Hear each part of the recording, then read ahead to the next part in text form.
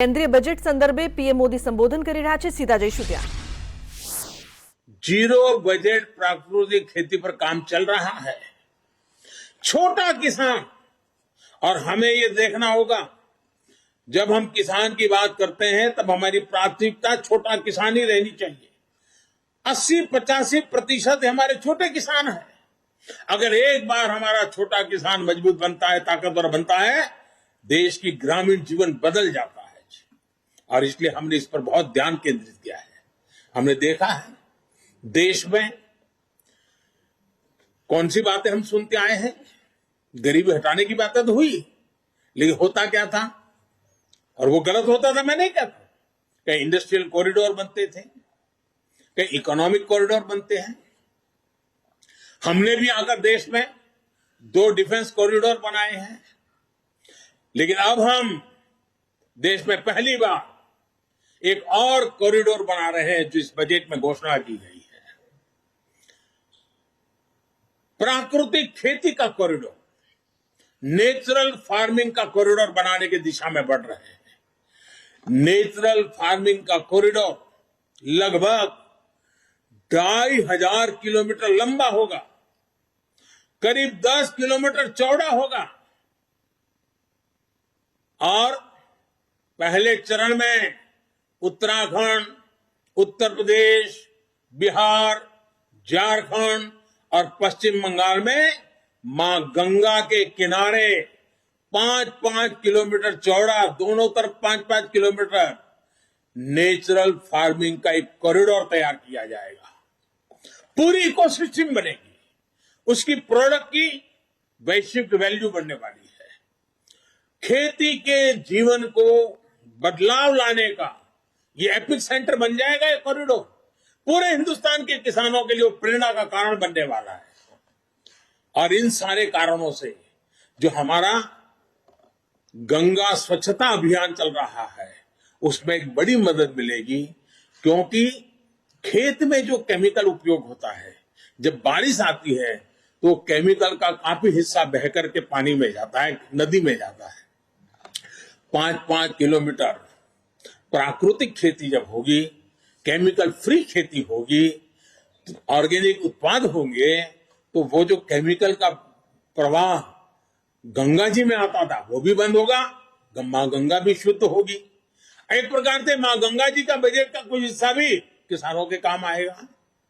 और ऑर्गेनिक उत्पाद की आज बाजार में कीमत बहुत बड़ी है, दुनिया में मांग है, और भारत विश्व के कृषि बाजार में बड़ी ताकत के साथ जाने का रास्ता ऑर्गेनिक खेती है.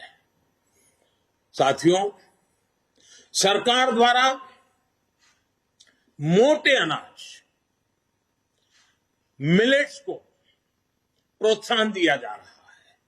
और हमें न भूलें कि हमारा जो छोटा किसान है, उसमें से अधिकतम किसान हमारे, या हमारे जो आदिवासी भाई बहन जो किसान है, या हमारे गांव में किसी दलित के पास अगर जमीन है, वो छोटा किसान है, वो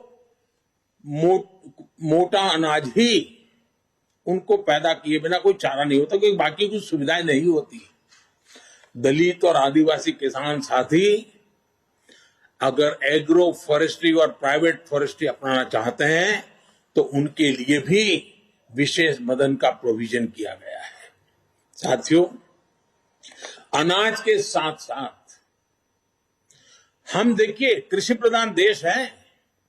जय जवान जय किसान इस मंत्र ने हमें ताकत दी है. लेकिन ये भी सच्चाई है कि आज हमारा देश 80,000 लाख करोड़ रुपए का तेल, खाने का तेल बाहर से लाना पड़ रहा है, क्योंकि हमारी आदतें बदलना दी है. पुरानी सरकारों ने ऐसे निर्णय किए कि हम आयाती तेल पर निर्भर हो गए. उसी प्रकार से पल्सीज, हमारे यहां जो वेजिटेरियन सोसाइटी है, उसको प्रोटीन के लिए, कुपोषण के लिए लड़ाई लड़ने में हमारे लिए पल्सीज की बहुत, दाल है, मूंग है, उड़द है, चना है, इसकी बहुत जरूरत होती है. अब हमारे लिए आवश्यक है कि हम खाने के तेल में आत्मनिर्भर कैसे बने. हम दाल पल्सिस में आत्मनिर्भर कैसे बने, और इसलिए खाने के तेल में आत्मनिर्भरता के लिए एक राष्ट्रीय मिशन अभी अभी देश में प्रारंभ किया गया है। और हर साल जो लाखों करोड़ रुपए हम खाद्य तेल खरीदने के लिए विदेश भेजते हैं, वो पैसे मेरे देश के किसानों के व्यय जाए। जो खेती में पसीना बहाने वाला हमारा किसान है, उसके नसीब में आए, उसलिए हम योजनाओं पर बल दे रहे हैं। अन्नदाता को ऊर्जादाता बनाने का भी एक बहुत बड़ा अभियान निरंतर चल रहा है, जिसके माध्यम से खेत में ही सोलार पैनल लगाने के लिए मदद दी जा रही है। आदिवासी किसानों को भी वनोपज से अधिक लाभ हो, इसके लिए बड़े स्तर पर वन धन योजना सफलता के साथ चल रही है और बजट से उसको बल भी दिया जा रहा है। साथियों, सरकार ने हमेशा किसानों के हित में हर जरूरी कदम उठाए। अब आप देखिए, बजट में रिन्यूएबल एनर्जी का खर्चा पड़ेगा, लेकिन उसमें एक महत्वपूर्ण खर्चा है किसानों के लिए सोलर पंप। अगर सोलर पंप हम सबसे ज्यादा किसानों के पहुंचाएंगे, सूर्य शक्ति से चलने वाला पंप, किसानों को रात को जागना नहीं पड़ेगा, दिन में ही अपने खेती कर लेगा, पानी पहुंचा देगा, शाम को परिवार के साथ अपना समय बिता पाएगा और उसका खर्च भी कम हो जाएगा। इसके लिए भी सोलार पंप का बहुत बड़ा बजट हमारे किसानों तक हम पहुंचा रहे हैं। साथियों, पिछले बजट में फर्टिलाइजर की सब्सिडी 80,000 करोड़ रुपए से भी कम रखी गई थी, 79,000 करोड़।